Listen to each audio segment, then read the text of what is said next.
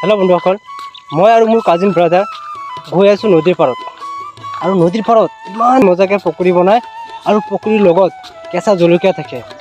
মানে ইমান সোৱাদ, মানে আজিৰ বতৰটো বহুত ভাল। মোৰ ভিডিঅ'টো লাষ্টলৈকে চাই থাকক। চাওক আমাৰ নদীৰ পাৰত যিটো দৃশ্য কিমান ভাল লাগিছে।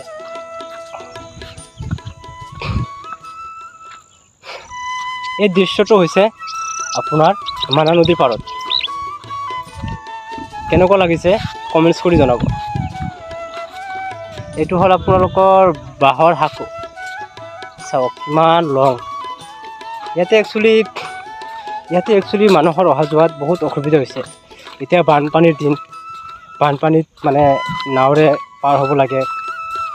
কিন্তু এইখিনি ঠাইত এটা ব্ৰিজ হ'লে মানে ইমান ভাল হ'ব, মানুহৰ যাতায়াত সুবিধা ইমান ভাল হ'ব মানে আৰু প্ৰকাশ কৰিব নোৱাৰোঁ। মানে মানুহে এতিয়া আপ ডাউন কৰোঁতে এতিয়া সুবিধা হৈ আছে যে যেতিয়া বৰষুণ বানপানী হ'ব মানুহৰ যাতায়াত ব্যৱস্থা একেবাৰে বেয়া হৈ যায়। চৰকাৰক অনুৰোধ কৰিছোঁ ইয়াত যাতে এটা ব্ৰিজৰ ব্যৱস্থা কৰি দিয়ে। মই ঠাইখিনি আপোনালোকক দেখাই দিছোঁ।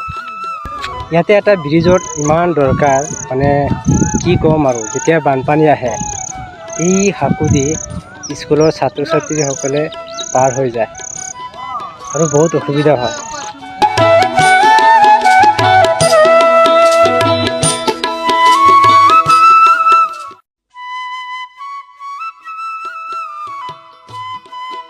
হেল্ল' বন্ধুসকল, অৱশেষত আহি পালোঁ আৰু আমি আছোঁ মানে নাৱৰ ওপৰত বহি পকৰি খালোঁ। খুবেই ভাল লাগিছে। এইটো হ'ল আপোনাৰ মানা নদীৰ দৃশ্য। কিমান ডাঙৰ সাঁকো চাওক।